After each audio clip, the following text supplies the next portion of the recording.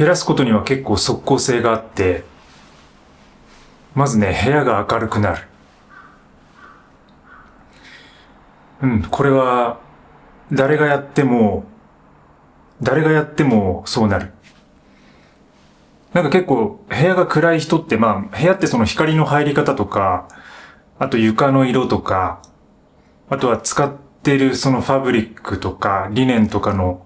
色によっても、結構その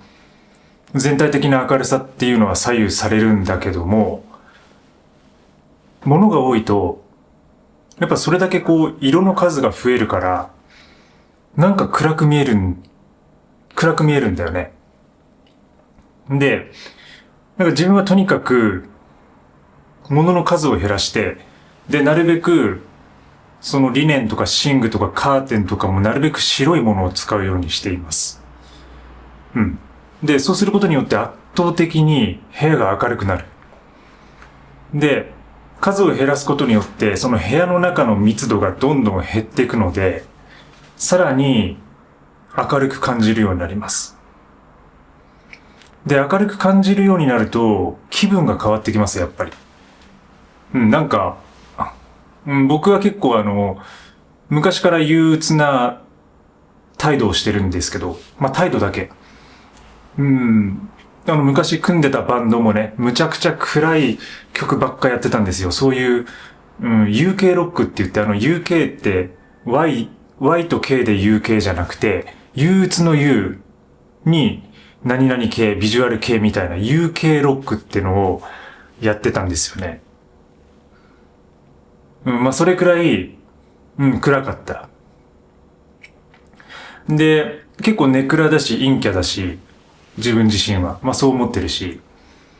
で、よく、昔の彼女とかには陰キャって、陰キャってすごい言われてたから、それはね、自分でも陰キャだなって思うんですけど、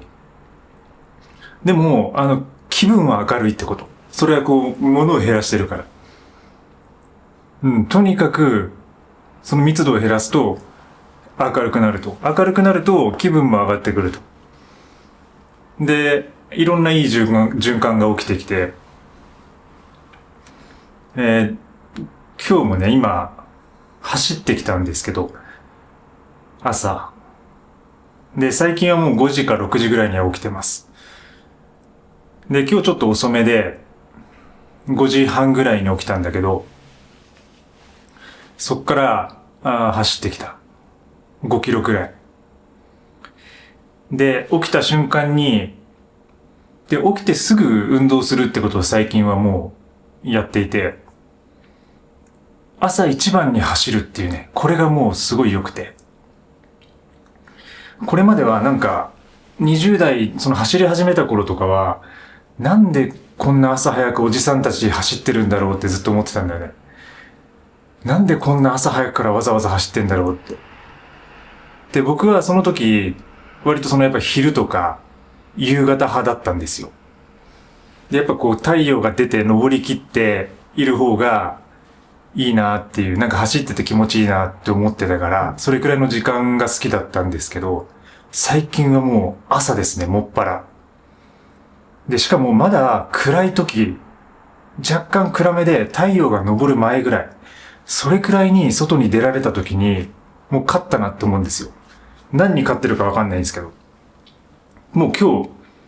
日もう幸せ確定したなみたいな感じ。で、ちょっとでも太陽が昇って結構その外が騒がしくなってくると、ちょっと遅すぎたなって思って、ものすごく後悔する。とにかく朝早く起きて、で、走りに行くんですよね。そしたらもう走ってる間に空が焼けてきて、で、太陽がぐー昇ってきて、で、鳥とかがその朝焼けの中を飛んでいく姿を見たときに、冷静を感じるというか、その冷静っていうのは結構霊的なものみたいな。で、地球の自然とか、ものすごい東京都内であれなんですけど、街ではあるんだけども、すごく自然にいるってことを感じるし、自分が動物であるってことを思い出す。で、頭がどんどん冴えてくる感じ。クリアになってシラフだし。すごいね、すごいこう多幸感というか幸福感みたいなものが、それが走り終わった後に訪れるんですよね。うん。で、今日は走ってる最中にボルゾイ見かけた。うん。ボルゾイ。犬のね、結構、車高じゃないけど、なんて言うんだろう。体高が高いっていうのかな。ボルゾイがね、でも今日のボルゾイは、優雅な姿ではなくて、なんか結構飼い主にこう、引き連れられて、朝の散歩きついな、みたいな感じのボルゾイだった。でもやっぱり優雅だったから、すごいそのボルゾイを見た日っていうのは、なんかすごいラッキーだなと思うんですよね。今日いい日だなっていうか、うん。ラッキーボルゾイっていうのか、うん。うわ、やったって朝からボルゾイ見かけたっていうだけで、あ、今日すごいいい日になるなって。うん。そんな感じ。そんな循環が起きてます。でもね、まあ、そういう感じで、なんかその朝走ったらもうすごく、もうその後は、うん、むちゃくちゃいい感じで進んでいって、で、もう夕方になると眠くなるんで、で、早めに寝て、また次の日の朝が楽しみでしょうがないっていうね、そういうサイクルに入っちゃってるんですよね。でもね、昔は全然そうじゃなくて、どちらかというと、自分のことを夜型だと思ってました。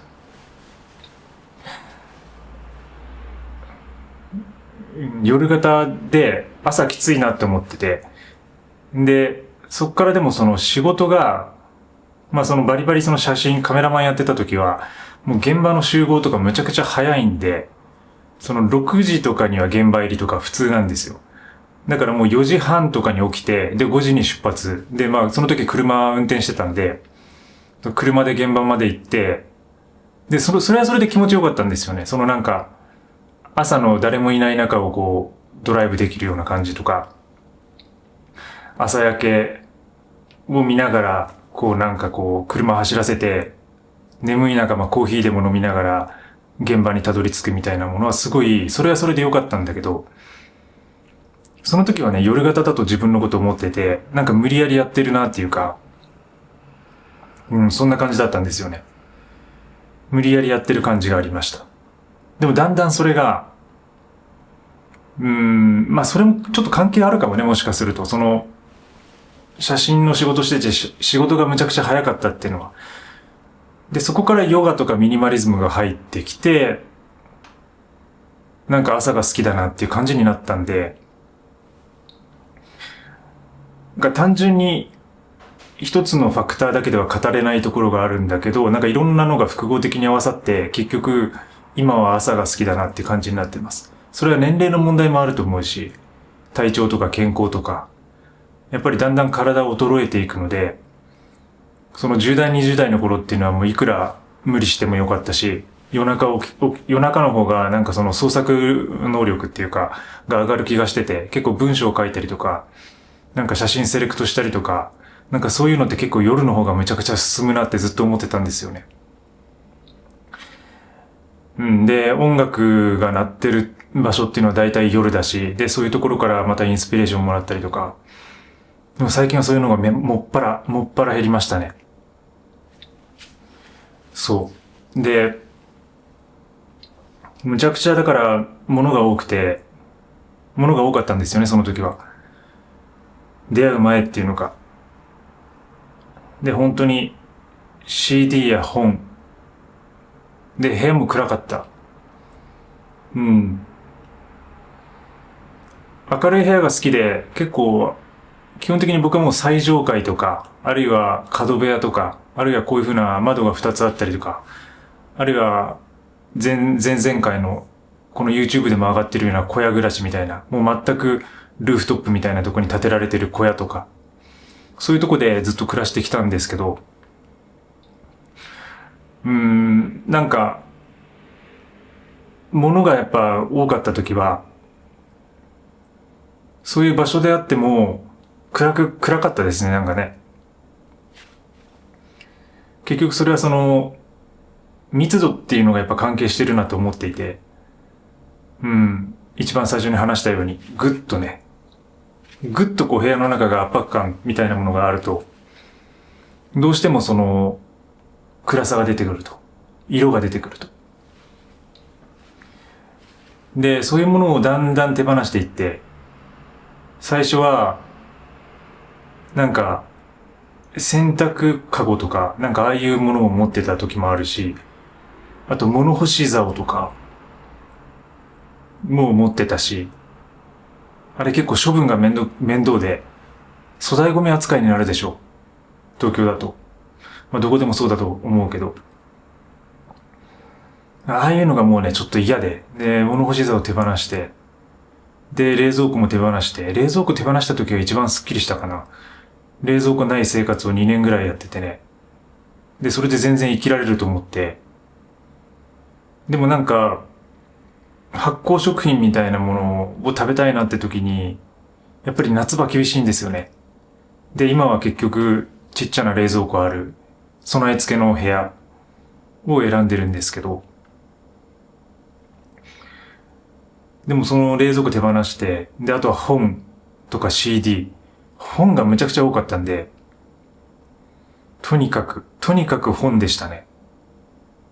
200冊ぐらいあった。やっぱその仕事の関係もあって、結構写真集とか雑誌とか、そういうなんかこう、自分の仕事で使うような関連書籍みたいなものをたくさん持ってたし、で、若干そのコレクター気質もあったから、90年代のファッション誌とか、集めるのすごい好きでしたね。見るのも。で、音楽もやっぱり、そのジャケットの良さとか、なんか CD でしかないような音源とかね。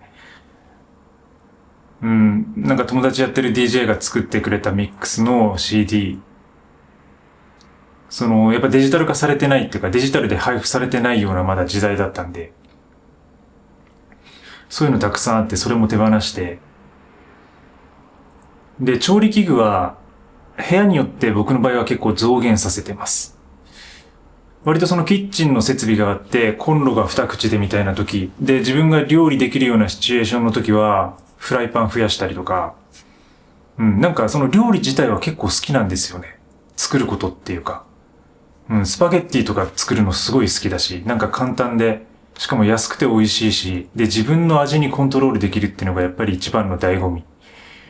だから、そういう調理器具類は結構増やしたり減ったりなんですけど、最近はもうこの部屋、あるいは、その前々ぐらいの時から、もうアウトドアですね。そう、アウトドアとの、なんか登山とその街で暮らすこと、山で暮らすこととの融合を試みようと思った時代が、やっぱりちょうどコロナ禍の2020年頃でしたね。で、その頃にやっぱりその食器類を全部見直して、で、外のアウトドアアイテムだけで暮らすっていうことを導入した感じです。で、最初はテストだったんですけど、それがもう完全に自分の中でしっくりきてしまって、今はもう一つのカップと、あともうこのマグカップしか持ってないっていう状況。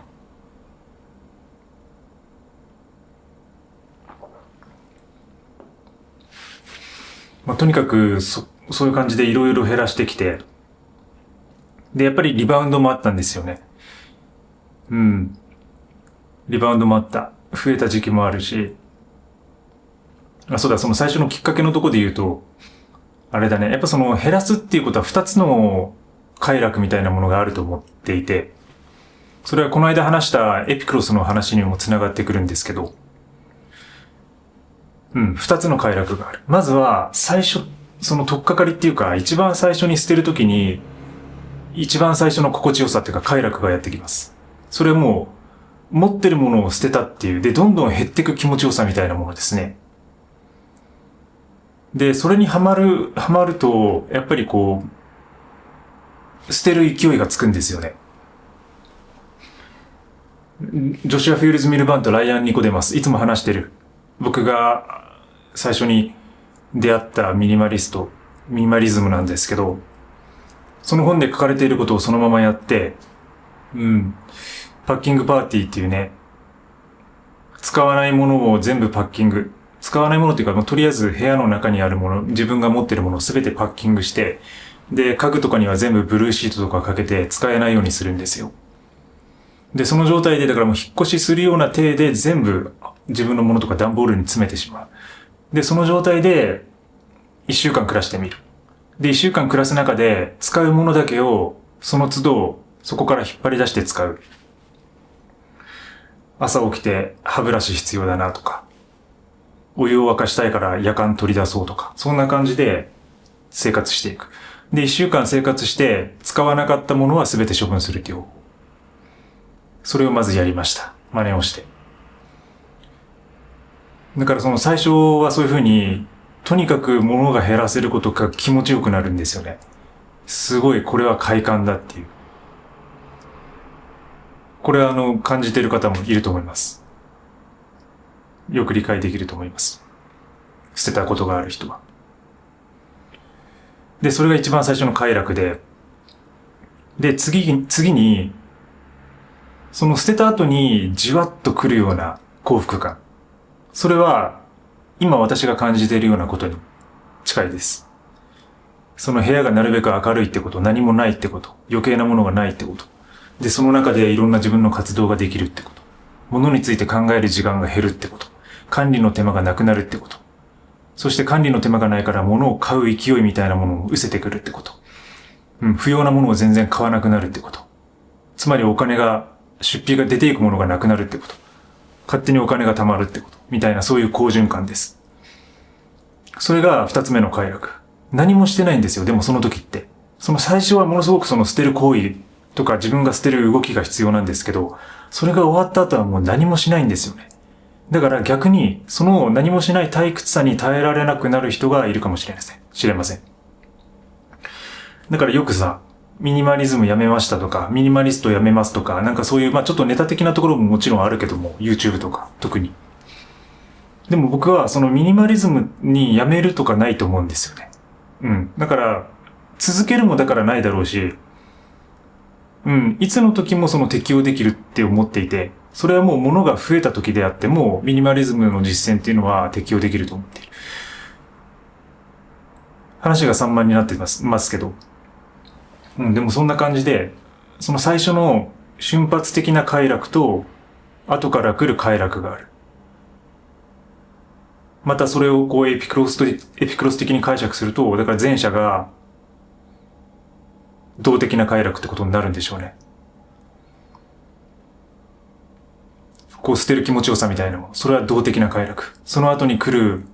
何もしなくても訪れる快楽っていうのが性的快楽。だからそういうふうに捨て方にもやっぱりこういろんなバリエーションがあるし、フェーズがあるし、それを感じてますね、今は。で、何もない状態で暮らしていると、やっぱり物増えてきますよね。結構リバウンドしたりとか、あとはその自分の生活とかやりたいこととか趣味によってもいろいろ変わってくるので、その都度やっぱり増えたりするんですよね。だから自分も、いつもこんな何もないホワイトボックスな状態なわけではなくて、でもここで買ったものとかは結構皆さんにもう紹介してるものがほとんどですけどね。でもそれでもやっぱりその紹介せずに、なんかいろいろ買ってたりするんですよね。実際は。いろいろ買ってたり、で、またそれを手放したり。で、なんか、ちょっと YouTube で話したいな、なんか皆さんにお伝えしたいなって思ってる間にもうなくなってたりとか、するものもあるし、最近思いつくことで言えば、久々に100均に行きましたね。久々に100均に行って、タッパー買いましたね。タッパーを買ってしまった。なぜなら、それで、豆苗を育てたいと思ったんですよね。なんか結構、豆苗を育てたら勝手に生えてくるよって、で、それをもう一回収穫できるよみたいな、なんか面白そうだなって思ったし、で、それを実際にやってる友達もいて、で、見たことあるんですよ。その、キッチンですごいボーボーに育ってる風景を。で、あれやってみようと思って、でも、その何も容器がなかったから、なんかこう袋のままできるのかなと思ったんだけど、まあ物によってはそういうメーカーもあるのかもしれないですけど、僕が買った豆苗はなんか普通にパックに入ってて、で、なんかそのまま水を入れられないタイプだったんでね、普通にこうビニールがただかぶさってるだけのものだったんで。だから、その容器のために100均に行って、タッパーを買って、でもタッパーって蓋ついてて蓋いらないから、もう蓋すぐ捨てて。で、そのタッパーでね、ちょっとやってみようと思ってつけてたんですけど、1週間経っても全然芽生えてこなくて、自分の育て方が悪いのか、光が足りないのか、でも結構光は割とある方だと思うんですけど、それでもう多分ダメだなと思ってやめちゃいましたね。いますか？豆苗を育ててる方。何が悪かったんだろう？それとも、1週間じゃ足りないのか、もっと2週間ぐらいつけておく必要があるのか。でもそれを考えたときに、今値段が結構安いんですよ、豆苗って。90円ぐらいで売ってたんですよね、この間。95円とかで売ってたのかな。それで、買ってみたんですけど。でもその2週間、1週間経ってもその生えてこないのであれば、また90円で新しいの買った方がいいかなって思っちゃうんですよね。豆苗には申し訳ないけども。うん。でもちゃんとその水も1日に2回変えて、後ろに書いてる説明通りにしてたんですけど、2回は変えて、で、ちょっと光の当たるところに置いてくださいと。でも全然出てこなかったんだよね。あまりにもその部屋に物がないから、ここを、なんか、部屋だと思わなかったのかもしれない。豆苗の方が。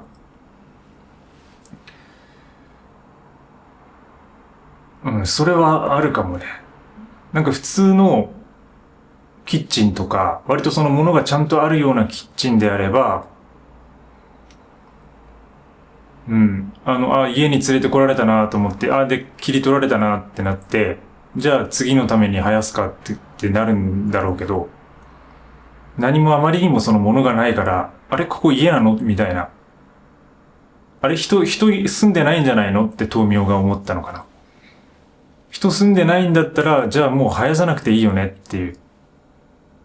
だからそれは、もしそういうことが豆苗の中で起きてたのだとしたら、これはちょっと大発見でもあるし。でもそうなるとミニマリストたち、エクストリームミニマリストたちは、豆苗の2回目の収穫をできないってことになってしまう。そんなことはないでしょ。植物なんで。だから何かがおかしかったのかな。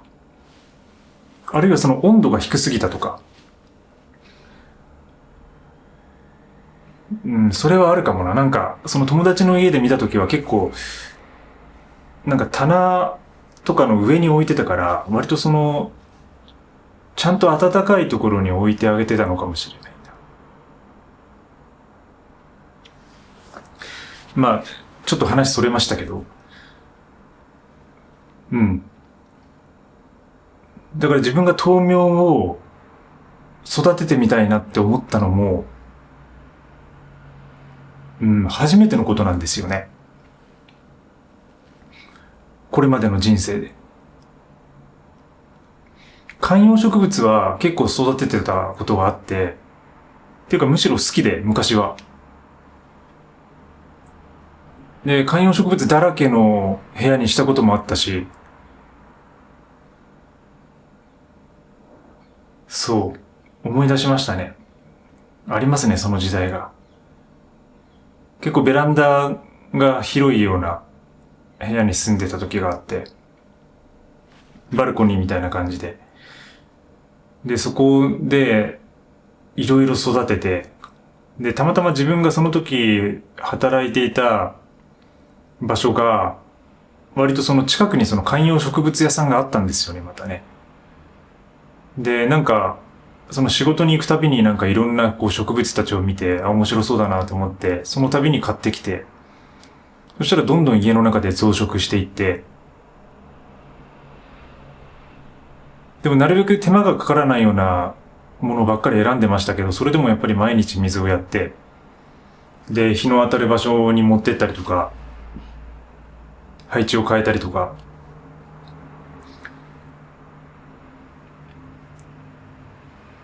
やってましたけど、だからちょっとグリーンが恋しくなってたのかもしれない。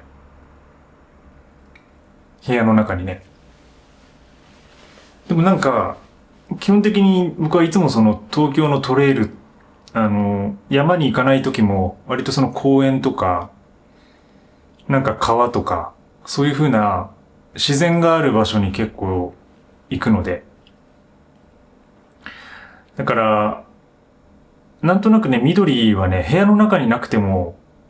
いいなっていう感じなんですよね。外に行けばあるからっていう。うん。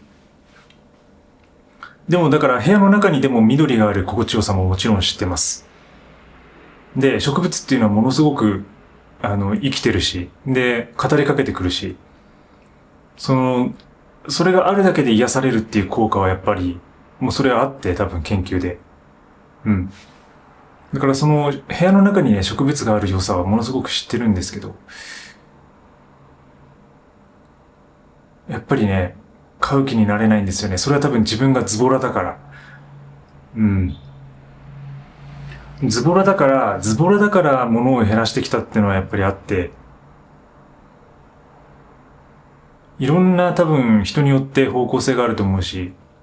節約のために減らす人もいれば、うん、何かきっかけがあって減らす人もいれば、あるいはそのミニマリズムっていうライフスタイルのために減らす人もいれば、でも自分は、やっぱり振り返ってみると、結局ズボラなんですよね。めんどくさいことが嫌いで、管理はできない。で、本当に物がそれで増えてしまって、で、それがストレスになってしまう。うん。だからなるべく、その自分のズボラさを、なんて言うんだろう、解放するためにっていうか許容するために、物を減らしていくっていうところから始まってるのかもしれないですね。で、もう一つはそのアメリカの、やっぱりミニマリズム。消費主義的なところから逃れるっていうところだったり、あとは正当な文化に対するカウンターカルチャーっていうところからも始まっていますね。アメリカのミニマリズムはやっぱり、元をたどれば50年代。50年代ジャック・ケルアックが書いたオン・ザ・ロードっていうね、オン・ザ・ロードっていう小説があるんですけど、そういうこう、旅をするようなビートニック系の文学から始まっているし、それは正当な社会から逸脱するっていうこと。で、80年代になって、まさにそのバブルの黄金時代みたいな、その全世界が盛り上がっている時、日本もすごく盛り上がっている時に、さらにその消費主義から逃れるっていう、ヒッピーカルチャーとも結構親和性が高いですよね。だから60年代から6、7、80年代っていうその30年間ぐらいで作られたカルチャー。そこの一角にそのミニマリズムっていうスタイル。消費主義から逃れる。物から逃れるみたいなものがあるんですよね。だからどちらかというとそっちの影響を受けていて。で、日本のミニマリズムはやっぱり節約とか整理整頓。でも結局ね、最近はなんかどっちも同じことかなっていうふうに思い出したりもしてて。で、それは日本がやっぱりその禅とか仏教とかそういうものと、その宗教的なものと、接続することによって、なんか節約だけじゃない、その日本的なミニマリズムっていうものが、なんかより自分の中でこう、今大きくなってますね。むしろその日本的なミニマリズムの方が自分にはしっくりくるんじゃないかっていうのはあって。で、それはなんか、日本人なんだからでしょうね、多分ね。自分がね。まあちょっと、話したいことっていうか、その日本のミニマリズムについてちょっといろいろ発展させていきたいところはあるんで、まあそれはちょっと考えてるんで、今日長くなっちゃうんで、今日は話さないようにしたいと思います。まあでも十分に長くなってると思うし。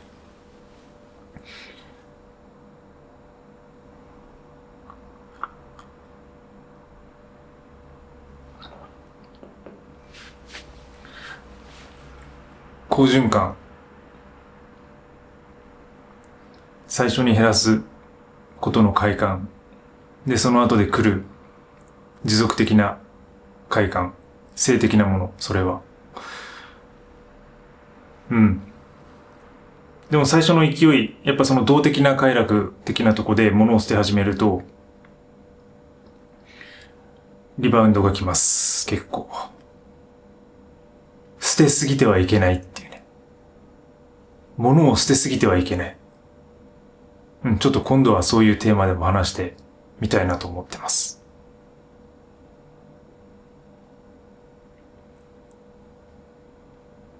即効性があります。今からでも始められる。そして始めると